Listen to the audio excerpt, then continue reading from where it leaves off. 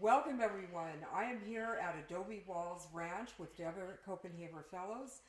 Field tripping with Duke and Cat is still in Sonoita, Arizona, and we are just delighted to be here with Deborah at Fellows Studios and to hear all about her work and also what else, Deborah? What's going on in What's going on at Fellows Studios? now? This is a delightful place to live, Sonoita. My husband and I arrived here about 13 years ago. We came from Montana, supposed to have been the last best place in the United States, Montana. Too many people. We found Sonoita, and we have loved living here, segueing into the community, and it's just a dear place to live. Well, when we first came to Sonoita, we saw one of your beautiful works that really visitors are greeted with as they drive into Sonoita. And tell us about that. Well, shortly after we arrived here, all they had was a sign, "Welcome to Sonoita, elevation 4,980 feet." And I was asked, locally they knew I could do sculpture, and they asked if I would design signage for the neighborhood. Mm-hmm. And I said, I'll do it, but there's one thing I really would like to do. I would like to do a large cutout of a cowboy so that there will always be a cowboy herding a cow with a lot of ear and a calf across the Sonoita landscape. And they funded it all. They did it. And I accomplished what I wanted to do, and they got the signage, Patagonia and Sonoita, mm-hmm. and Elgin.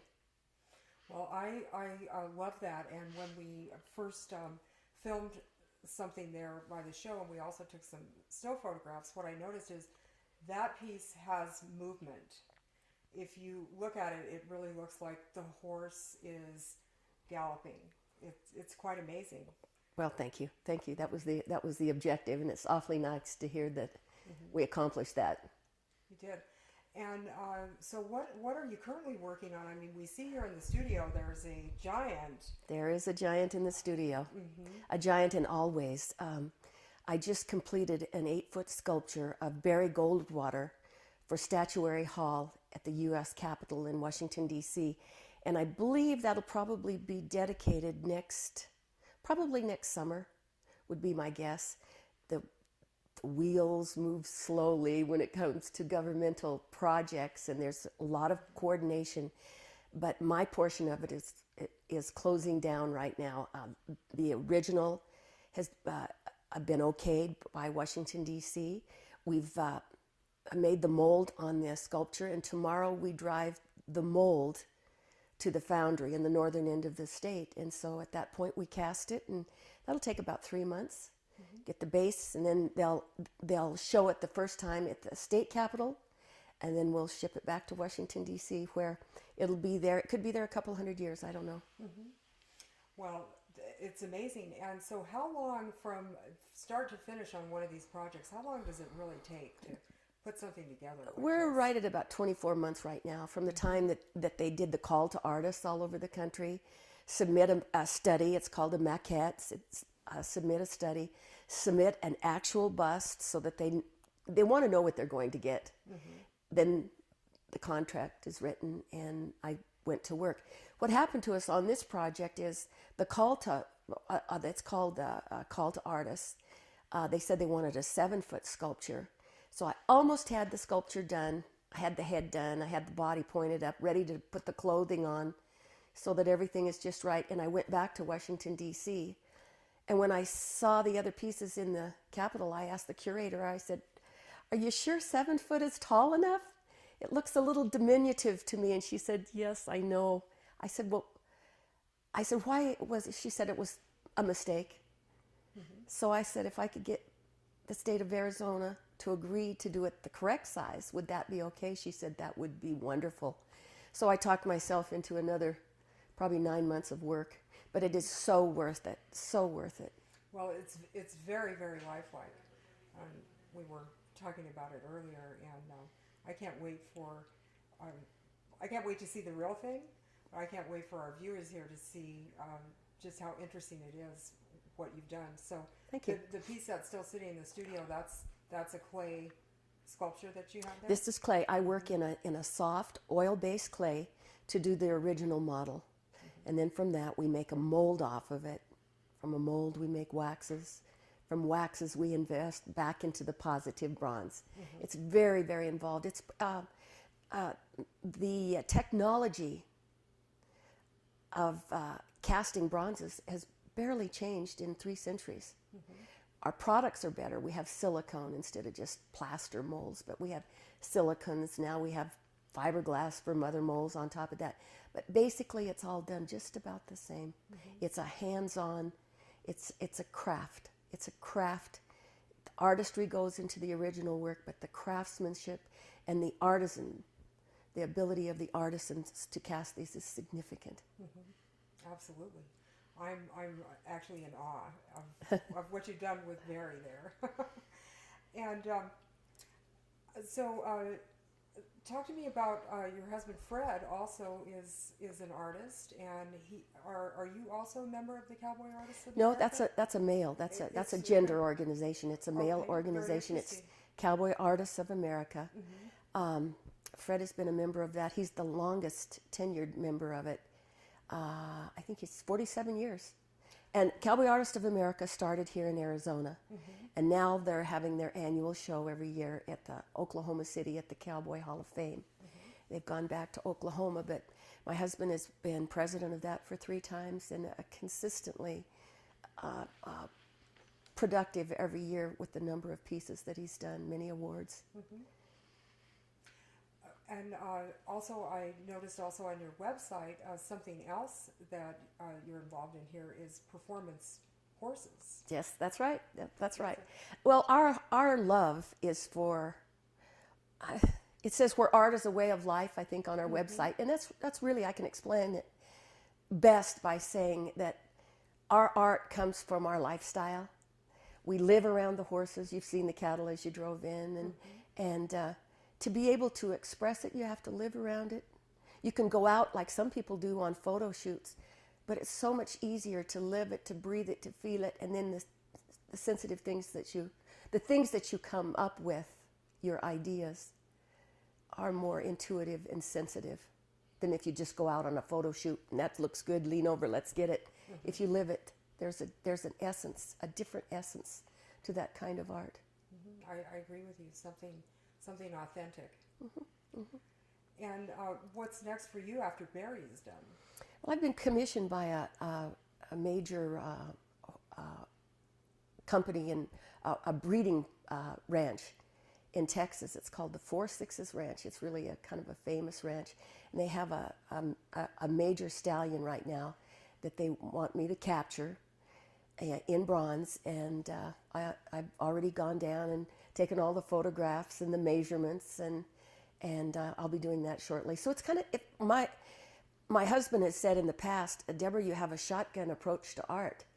Most people do equine art, equestrian art, or equine, or they do wildlife or the genre of the Western. I like it all. I like to sculpt. I studied in Europe. I like to sculpt. And I like the challenge of it. I've done sculptures of Boana at the San Francisco Zoo. I've done the Korean War Memorial for the state of Washington, Vietnam veteran for the state of Montana. If I feel like I can say something, I get in the competitions, and then if they'll allow me to put my expression in it, then it's a commission that's worth doing. It's not like I'm stacking wood for someone else. I'm getting the opportunity to put my feelings and what I thought of that situation, that event, like Vietnam. I was in college during Vietnam, and I really had a lot to say in the 2 major monuments that I did, and they were so different from the other monuments that were done at the time. So I have lived a life of being blessed to be able to do what I wanted to do, or express what I wanted to say. That's probably the most important thing I could say about my career and my life. I've been blessed. And what do you do to relax? You know, I got to tell you, I think the best time is when I'm in the studio. what most people think that to be an artist is, how could you have a life that would be just you so charming and so full and so serene. The work itself is fulfilling and quiet, and it's that's all I can say. It's just, it fills me. It fills my soul. Mm-hmm. But what most people don't know, to be a successful artist, you go beyond what your talents are in art. You have to be able to market it. You have to be able to be in the public eye. You have to be able to express yourself. And most of all, I say this to young people, you have to be as sensitive. You have to be able to be sensitive enough to see the dew on a rose petal, but you have to have skin thick as a water buffalo to take the criticism, the challenges, the defeats. You are a bottle of emotions, of mixed up emotions, is really a good description of a successful artist. Mm-hmm. And of all the pieces that you've done over the many years, because you've been an artist forever. Quite a while. All your life. Yeah, pretty much. Do you have a favorite? You walked by one today that you said, oh, I like this. I want to get a picture with you next to this. I would say that might be one of my favorites, mm-hmm. because it's an attitude. Mm-hmm. It's a sculpture of a woman with a lot of attitude, with her writing equipment, and you can tell that she's secure. And I put her against a vase. Mm-hmm. And on the back of it, and it says, she never shook the stars from their appointed courses, but she loved good men and she rode good horses. And I think that would be a nice thing on a grave or something. Yes. For me. And that sold out, in probably a year, 35 of them sold out in about a year. That touched a lot of people. Mm-hmm. But that's the fun of what I do, is to find. And I just saw that little poem in a book somewhere, and I've got to sculpt this.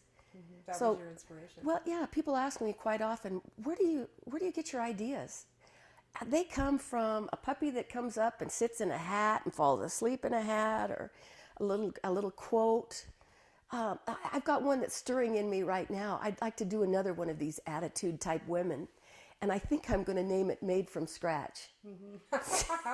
So you stretch it, old timey things and some new things. It's just great. Well, we definitely want to thank you very much for being on the Duke and Cat Show and coming to our audience on azlivetv.com. And you're such an integral part of this area and your work. So thank you, Deborah Fellows. And where can people, if people want to find out more about your art and more about you, what's the best way they can do that? Well, my husband and I have a website. It's Fellows, plural, Studios, plural.com. fellowsstudios.com, and that gives the kind of the rest of the information on us and what we do and us in action. Mm-hmm. So we'd really appreciate it if whoever's interested in Western art, if they'd contact us on that site. Great. Well, thank you again, Deborah, and thank you for tuning in.